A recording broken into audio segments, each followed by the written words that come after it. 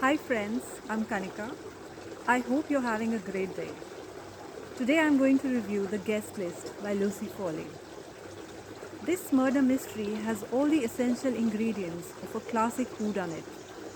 There's a high-profile wedding on a remote island, a bunch of shady, interesting characters with ghosts lurking in their past, a storm unleashing its fury on the island, and of course, a grisly murder. As an added element of mystery and intrigue, not only do the readers not know the identity of the murderer, they also kept guessing about the identity of the victim until much later in the story. So majority of the story is written in the first person multiple point of view, which simply means that each chapter is written from the perspective of a different main character. So the benefit of this writing style is that as a reader, we get inside the minds of all the main characters and get to know about their thoughts, feelings and motivations. So the story begins a day before the wedding. We hear from Aoife, the quiet, efficient and reliable wedding planner, and also the owner of the Foley, the 10-bedroom property where the bride and groom's family and closest friends arrive a day before the wedding. All we know about Aoife is that something terrible happened in her past, in her childhood, something that changed her forever.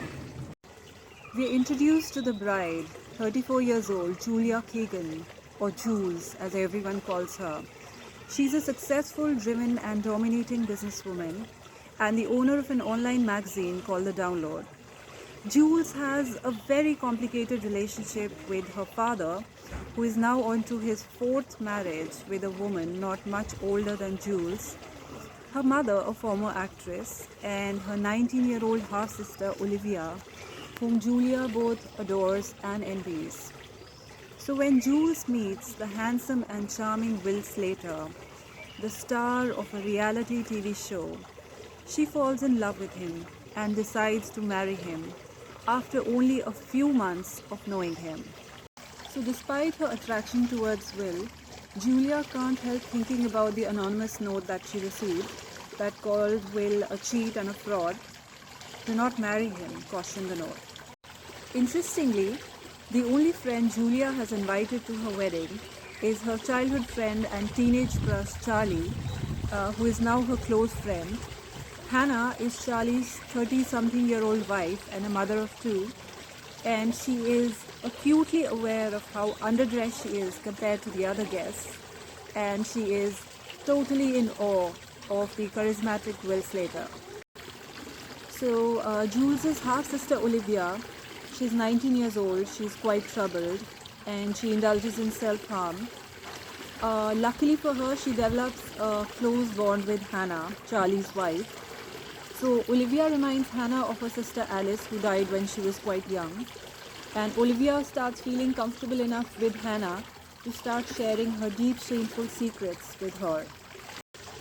So on the groom's side, the best man is Jono, Will's childhood friend from the private school they attended, rather survived together.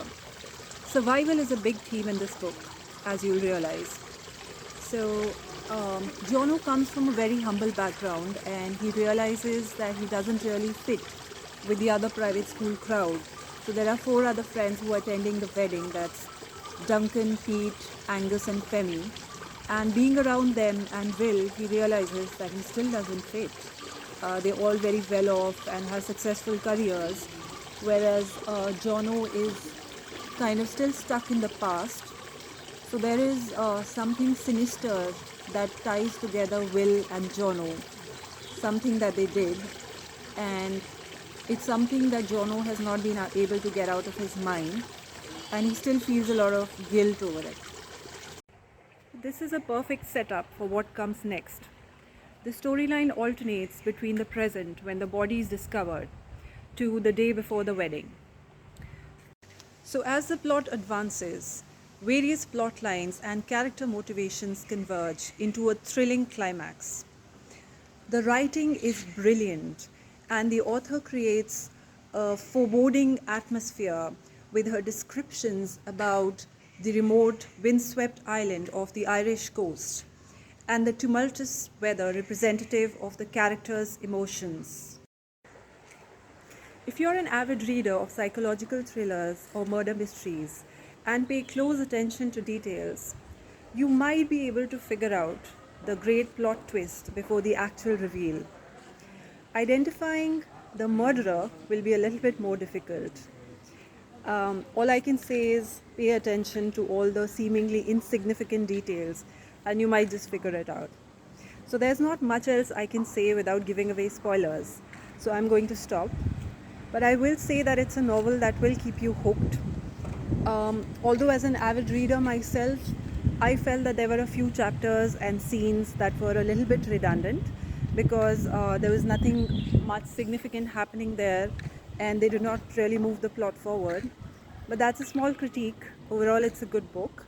I did devour it in 2 to 3 days on a holiday here in Goa. So if you read the book, let me know in the comments what you thought about it. And I would love to hear what you thought about my review. If there's anything you'd like me to talk about more, or if there's any other book that you'd like me to review, please let me know. It was a pleasure reading and reviewing this book. I'm signing off now.